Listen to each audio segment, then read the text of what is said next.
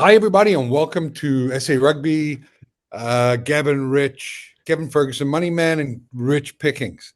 Gav, I almost thought we weren't going to get it done today because I couldn't find you anywhere. And then I read that I had the wrong time, and you're in Honeston with your beautiful wife, having a great time. And thanks for joining us on the podcast, guys. That's worth a like and subscribe. So click the buttons and do your worst. We're going to discuss some stuff, and I think the first thing I want to discuss, Gav, is Wales. They're playing Scotland, and I'll get into that. This tyranny woman needs to resign. Any man in that job would resign. Now, she's a woman, and she's not resigning. Her and the entire board of Wales should be gone. We're talking about a proud rugby tradition, 2-17 record since she joined. If it was a man and not a political appointment like it is with her in there, because it's a pure political appointment, she clearly doesn't understand rugby because you can see that by the 2-17 record she sits on her throne with. She needs to resign. The whole board needs to go, and Wales needs to reboot. Yeah, well, I mean, I don't know whether Wales have the cattle at the moment. We've I think we've spoken about this before. So some of the URC teams are punching above their weight, but Wales have become, I don't really know what word to use because it's just punching bag. It's just horrible. I mean, the fact that there were people saying that they were much better against France than they were in the previous game against England, and yet they shipped 54 points in that game, didn't they? Say that again. Sorry, France rested a lot of players. Yeah, France did rest players, and it's like and that's where Wales are at the moment. Unfortunately, they're in that position where they do take big scores. Wales is it's a very difficult one to answer because to me it just feels that rugby generally in Wales seems to be, I wouldn't say on the wane, but it seems to be going through a dip at the moment, and it's just like. I don't know if it's. But I hear what you're saying. You know that I'm a Welshman, so you know I'm passionate about this. What fucking else would it be going through at 2-17? Because if you don't revitalize that program and start investing in the right things, people making decisions, taking decisions, not delaying decisions, not thinking about, because she's fucking not qualified. And she's running the helm. She's 2-17. Should I say, if it was a man that was in that position, he would resign. So all I'm asking her to do is act like a man and resign. Who is the power behind? Because sometimes there's a front person and then there's the power behind the throne. I don't really know the machinations of Welsh rugby that well. But who are the people that are backing her? Because there will be. The board. Okay, so who's on that board? Was Jamie Roberts on that board? At some point, McDonald's, fucking Grimace, and the fucking McDonald's crew. I mean, nobody's on that board that's competent. You wouldn't have a board that's 2-17 and only beats Japan. This is the worst thing I could ever imagine. She should have been fired a year ago. How does it keep meandering into this insane malaise that we're in as a Welsh country? I mean, it is an untenable situation, and you can't. If the record is as bad as it is, you can't continue. And they've changed coaches. They're still blaming the old coach. They're still dining out on that. I think there was 25,000 empty seats at that stadium for a French game. And thank God a lot of the French came over, or would have been about 35,000. Now, if half the stadium says we can't watch this shit anymore, and you're responsible for putting that shit out week after week, you should go. I can't even believe. Is Wales so woke that it can't even call for her resignation because it'll offend people? But is it because she's a woman, or is it just that they don't know where next to turn? Because to me it just feels like that Wales anywhere. She makes Rolling Castle, that woman from Australia, look incredibly competent. I think she was an ex-BBC employee, and we know what the BBC is full of. Yeah. No, look, I've, as I say, I don't know that much about the governance of Welsh rugby, but what I can say is that if you look what's happening on the field, yeah, well, at the moment, what's happening on the field seems to signify that. I mean, at the moment, it looks like a Welsh team that's. I mean, we've seen it. We've seen it in South Africa in the past, when the administration hasn't been so strong. You often have a team or teams, because often it filters into the franchises as well. Teams that aren't doing well. So it is. There's definitely something that needs to be done in Wales, and there needs to be a complete overhaul from bottom to top, from the whole head down. Reconfiguration. A fish rots from the head exactly. down. She's a rotting fish. She has to go. That 25. I don't know, when you look at how from a commercial point of view, not selling 25,000 tickets for France. It's like wow. They're hanging on to anything, and it's like she needs to go. That's it. It's you look at any team that's decent in the world. You look at Italy, for example, how they have brought in that coach who's done an incredible job with them. He's he's an astute guy. He's charming. He's charismatic. They're a well-run union. They're going to hammer Wales by close to 20 points. The Wales are going to be a 20-point underdog against Italy at home, probably 15 maybe, but this is what we. And when you start accepting that, you accept defeat, because every week we know that Wales have got the wooden spoon, and people will talk they're brave and they might be this and that, but this is Wales. This is JPR Williams, Gareth Edwards. This is a team built on tradition and had some pride. This team's got no pride, none. I don't even watch the games anymore. I would say that there's some pride there. It's just, to me, it's just as I said before, I just feel they don't have the cattle there. You mentioned JPR. I mean, who's the modern JPR? They don't have a player like that. They don't have a player like Gareth Edwards. The game starts at the grassroots. They don't have a player like Scott Cornell even, or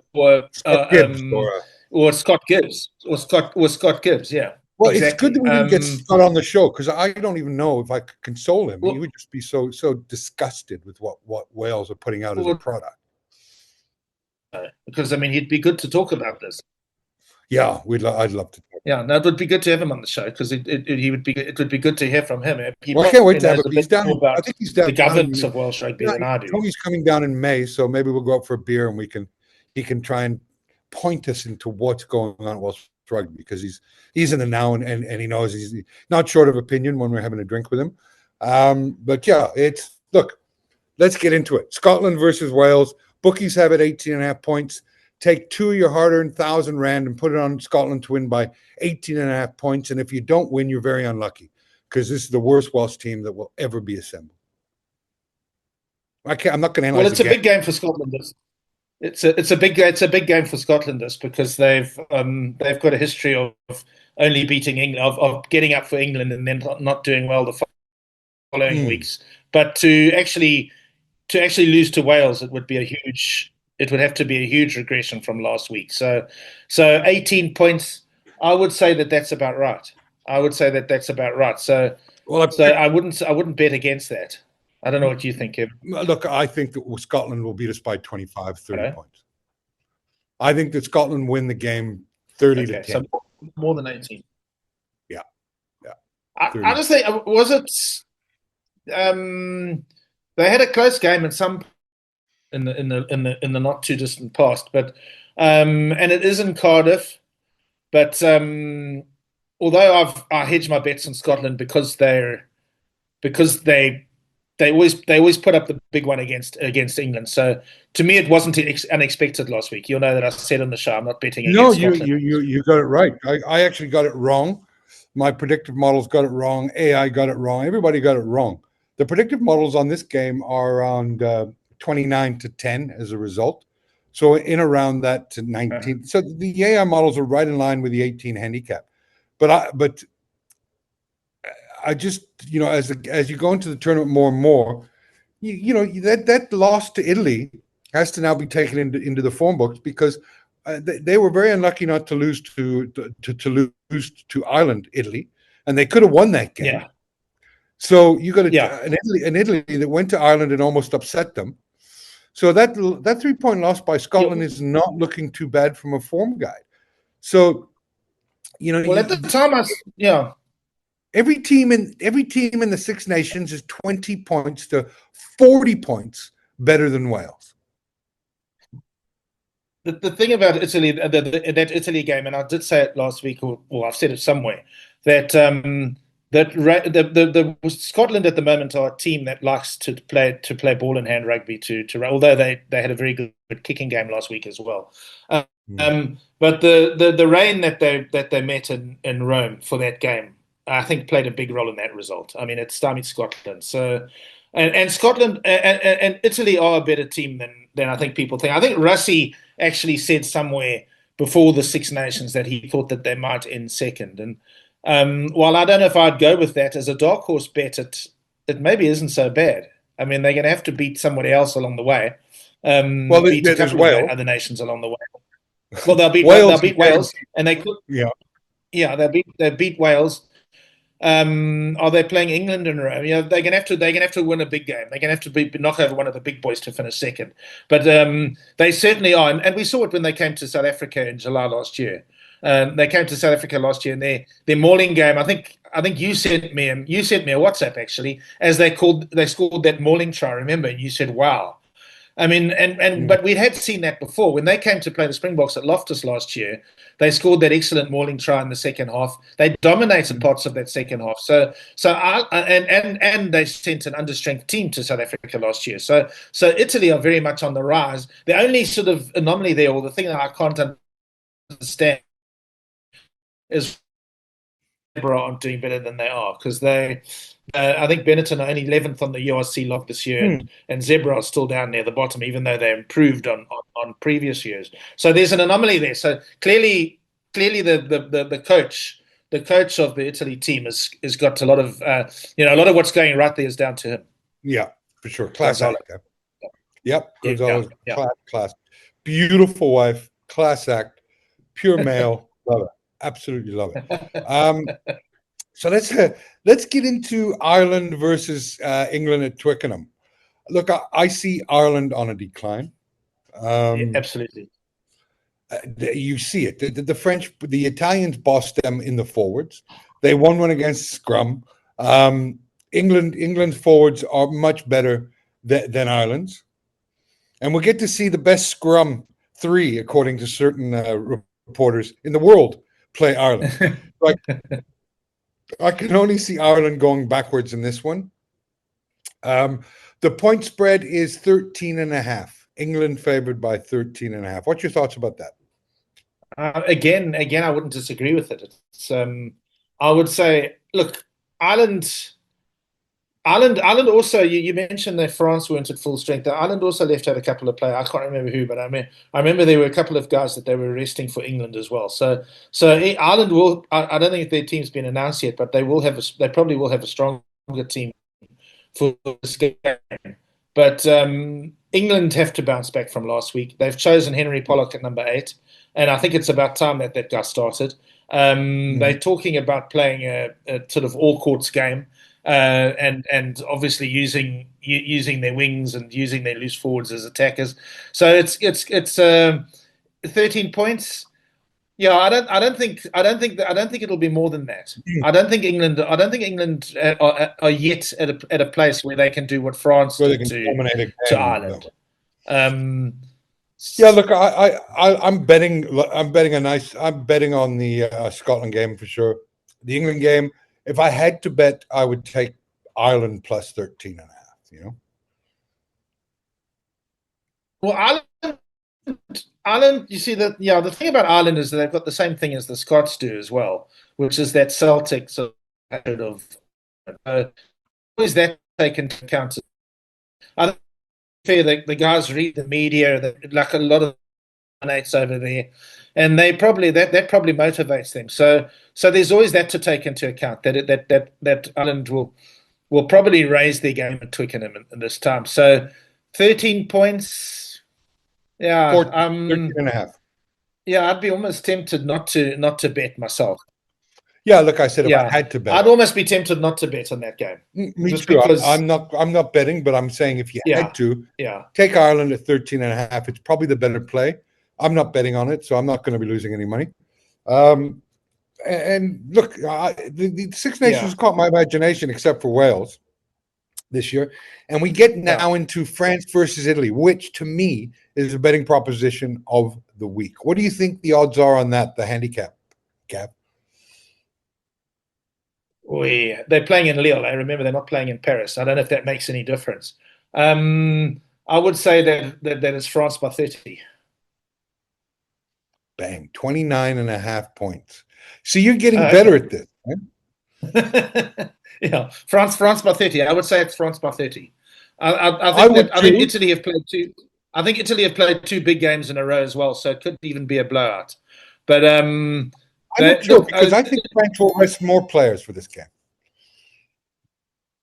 You think so? Well, remember we've got a break coming up next week. We're returning to URC next week, so there's a big break next week. So we may not have. They may not need to rest. But I think 30 points is a good bet on France. I think 30 points, to be honest, is a good bet on France, no matter who they play. Maybe even, let's see, when they get to play England in that last game, maybe it will be a bit less than that. But just about everybody else that they play at the moment is depending on where they play. Obviously, I mean, if they're playing France, if they're playing Scotland and Murrayfield, which I think they are this year, that might be a bit closer. But I think France is a level above the rest at the moment in the Six Nations. My only concern with France is simply this: is as a temperamental French attitude, they tend to play down to what they're playing.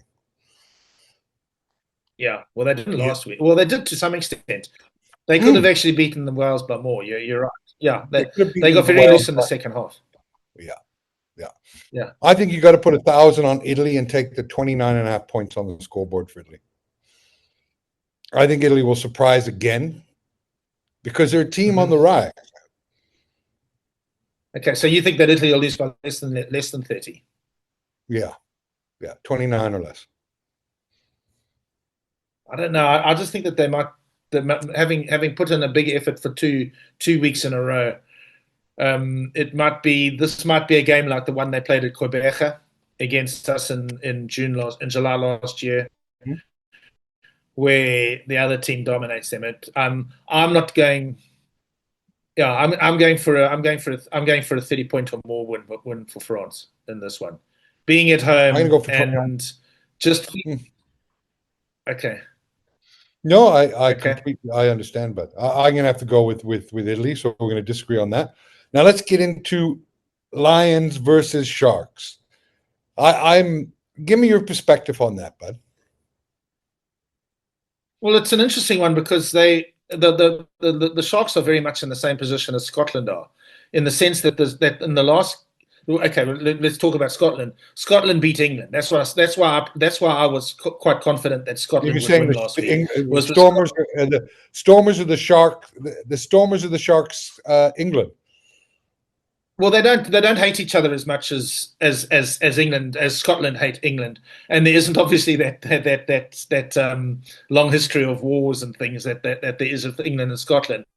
But the big derbies bring the best out of the Sharks. And when I say the big derbies, is the derbies against the Stormers and the derby against the Bulls. I mean, everybody thought that the Sharks had a shocking season last year, but they actually won the South African Shield. They won the derbies last year. They beat the Bulls twice.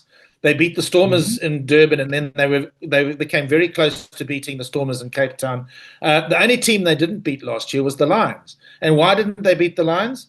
My theory that they didn't beat the Lions, they don't respect them as much as they respect the Bulls and the Stormers. The Bulls and the Stormers, when they look at the Bulls and the Stormers, they see players who are coming for their Springbok places. And I actually happen to know the Sharks team that's going to play on Saturday, and it actually speaks to my theory They're going under strength again. There's going to be no Andre Esterhuizen. There's going to be no Oxenshare in this game. Why in God's name would the Sharks be sending a beatable team to play the Lions? Though after the Lions did dismantling against the Bulls, I'm not so sure of that anymore either. Well, the Sharks did beat the Lions did beat the Sharks in Durban in January, and they hammered the Sharks in Joburg last year. In fact, you have to go back some way to when the Sharks actually beat the Lions. So I agree with you. To me, it doesn't make any sense, except that, as we know, the Springbok players have to rest. They've got 8 weeks they're supposed to rest, and there's also supposed to be 5 weeks of consecutive rest. And I don't see any of the franchises at the moment giving consecutive rest, unless that's what the Sharks are intending to do. But that would mean that they're also going to send an understrength team to Loftus next week, which I can't see.